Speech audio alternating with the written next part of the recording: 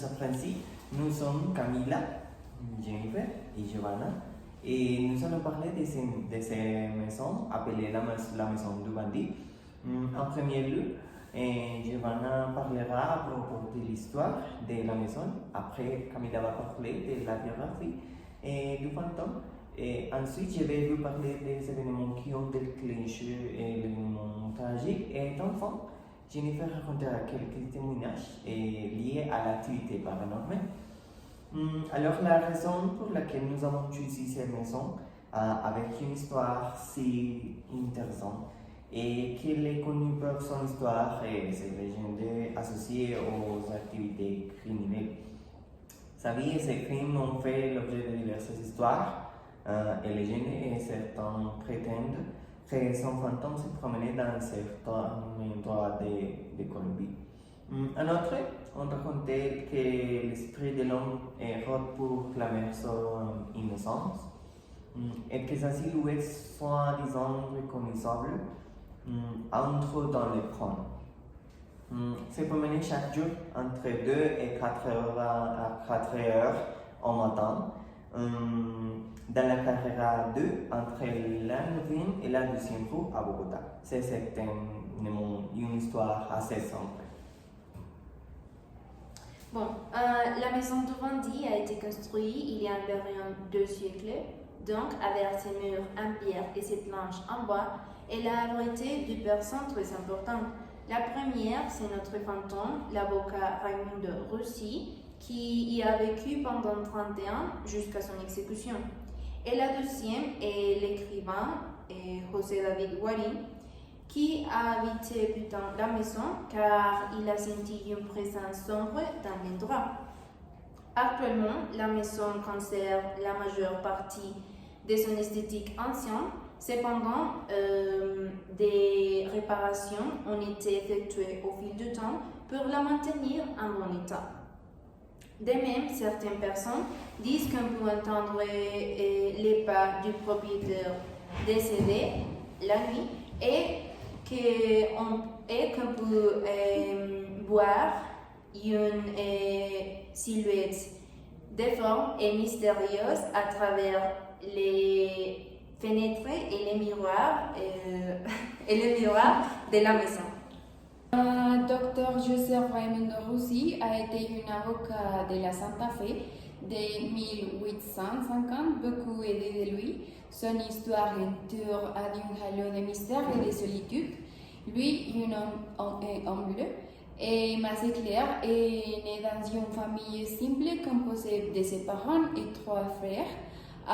Rossi a vécu une enfance pleine de pénuries, mais sa vie est progressivement améliorée. Lui, en tant qu'un homme empathique, s'est placé des gens qui n'avaient pas un moyen de se défendre, et il faut la pierre des choisir de la bourgeoisie. Elle cherchait d'ouvrir une porte de libre-échange qui affecte directement les artisans. Et ces avocats défendaient la cause des artisans qui n'avaient aucun problème, et aussi d'utiliser ses connaissances pour aider ces gens. Et de nombreuses et diverses versions d'historiens s'accordent de que cette histoire a une légende, et aussi on ne sait pas comment, mais c'est craint actuellement à le Musée national de Colombie jusqu'à aujourd'hui. Finalement, selon plusieurs des récits de l'époque, Rossi a été injustement accusé d'avoir assassiné les serrurières de la ville qui faisaient part de la troupe de Moulins et du club qui est un groupe de voleurs. Allez, les événements qui ont déclenché l'événement paranormal étaient essentiellement la manière dont cet homme a été assassiné.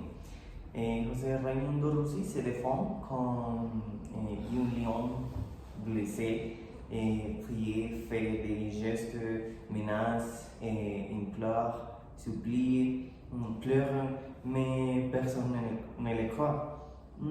C'est un meurtre dangereux. À cette époque, la peine de mort était prévue par les articles du Code pénal et malheureusement, elle était appliquée fortement. Et cet homme fut exécuté le 19 juillet 1851. Bon, du moment où la sentence a été prononcée jusqu'à son exécution, c'était une véritable épreuve de souffrance terrible qui a enduré Russie.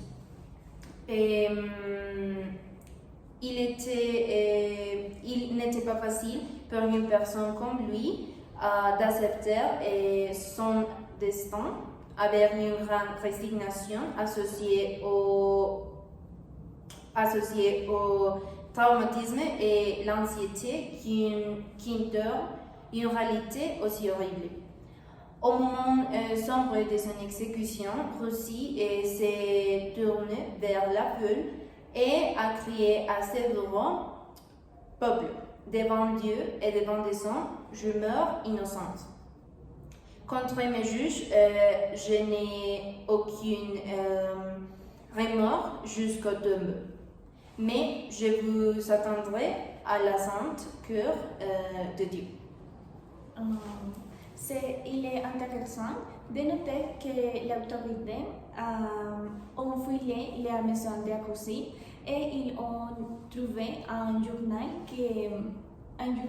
qui révélait que Russie c'est un ami proche des deux voleurs, mais aussi Russie a fait très attention à son image. Parce que tels amis se moldent dans sa société.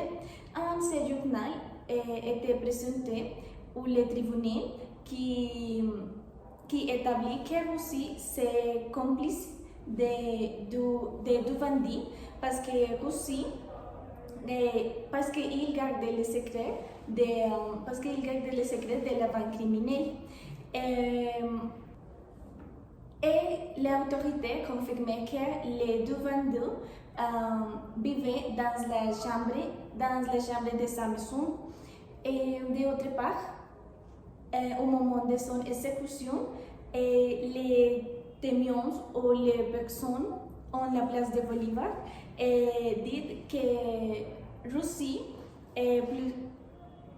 luchait et réussit un plus rapide placement à la terre et le crâne de Russie a été placé au Musée national de Bogota. Et autre personne dit que si vous passez tard dans la nuit ou sa maison, vous pouvez écouter dire je suis innocent. Et autre personne dit que si vous passez tard la nuit sur la place de Bolivar, vous pouvez écouter et dire les phrases je suis innocent parce que la personne décrit c'est un homme de taille moyenne, c'est très élégant comme Russie. Et finalement, c'est toute l'histoire de l'avocat des prophètes. Et vous décidez si vous voulez visiter sa maison. Merci beaucoup. Merci beaucoup.